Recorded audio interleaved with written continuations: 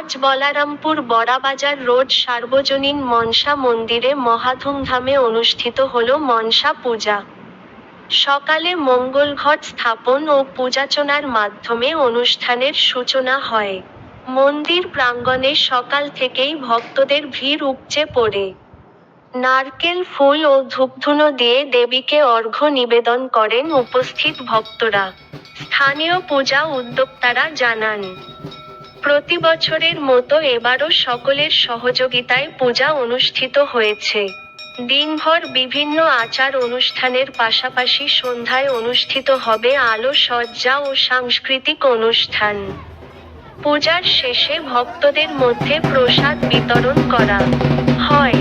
ভক্তদের বিশ্বাস, মনসা পূজার মাধ্যমে ঘর সংসারে শান্তি ও সমৃদ্ধি আসে এবং অসুস্থতা ও অশুভ শক্তির প্রভাব দূর